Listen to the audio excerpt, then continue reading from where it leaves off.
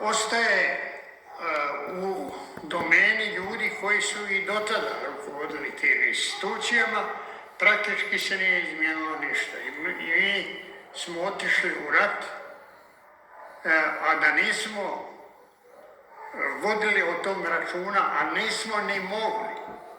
Šta se dešava sa stanjem gospodarstva, nadgradnje društva i tako dalje. Tek kad smo došli, kad je završio rat 1995. godine i dalje, onda smo vidjeli u kakvoj se situaciji nalazimo. U Šarengradskoj je bilo recimo 70%, da ne velim, nije lepo urediti, srpski nacionalizam. Oni su nam rušili. I ti Krpa rekao šta su nam radili. Pa smo srušili nas zbog gluposti, tetovaža. Šta ti je tetovaža, fronte čeka? Veli ima neke male dioptre, pa ne mora svako biti snajperista, veli Krpa, ne? Ima i drugih stvari koje će raditi, ne? Tako da, mislim, izvlačili smo ljudi jer smo morali podhitno to riješiti. A nisi mogao, u to vrijeme JNA je bio strašno jak. UDBA, JNA, milicija ona. Morao si pažljiv biti, ne? Znači, radite redarstvenike, odnosno policajce. A onda smo znali kog primat. Nemamo više 70% ovih istočnjaka, nego smo toliko naši primali. Do onda je bilo sve obrnuto. Ne? Obrnuto. Mi smo dapače čak imali upute. Krmpa to dobro zna.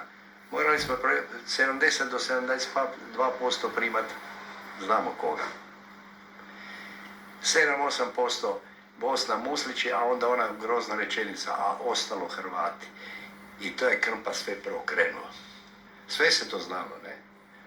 Tako da smo zapravo mi počeli stvarati našu prvu hrvatsku vojsku, koju smo zvali redarstvenici. Poslije se to pretvorilo u, redarstvenici su prešli u vojsku, ne? Jedno što me u zadnje vrijeme strašno muči, svi galame na taj HOS.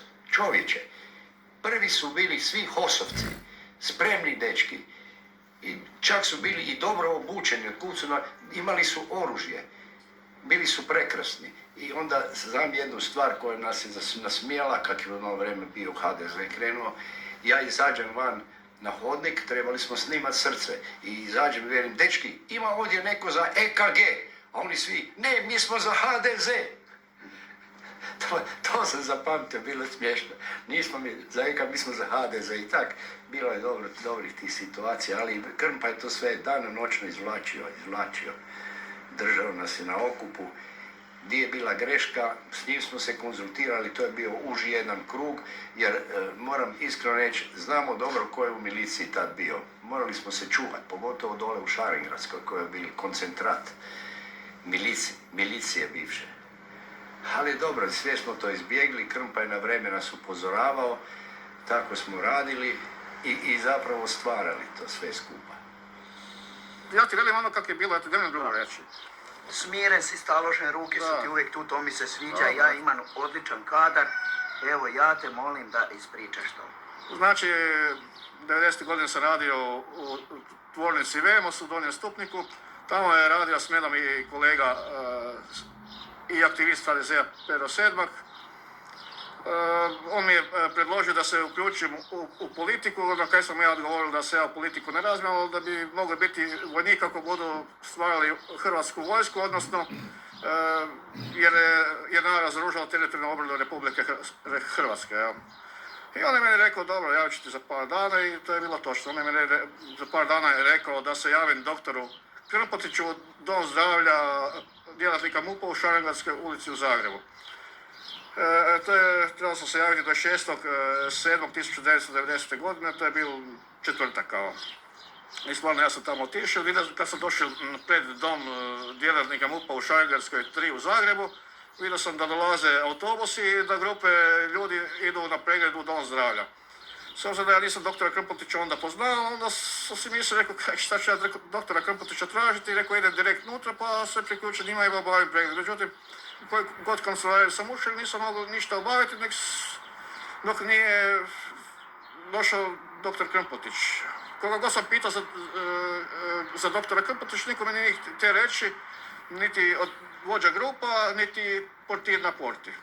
Onda kad je došao doktor Krmpotić s autom i još dva kolege sa sobom, onda su mi neki od tih vođa grupa pokazala da je to ta osoba. Ja sam se obratio doktoru Krmpotiću koji je bio u sredini i pitao sam ga jeste vi doktor Krmpotić. On je mi rekao da nije doktor, ali da Krmpotić, jedno sam ga ja pitao da bi se ja htio prijaviti za gardu, na kraju on meni rekao da to nije prijem za gardu, već za policiju, pardon, miliciju.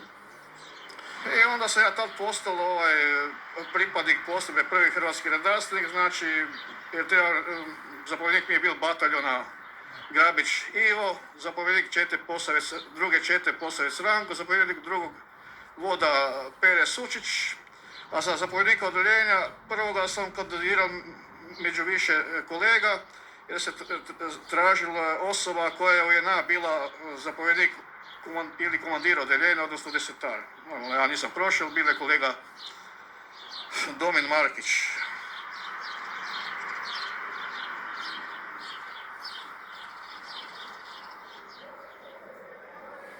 Budući da smo se ja i Franjo Tuđman dobro znali, moglo bi se reći da je to bilo i prijateljstvo.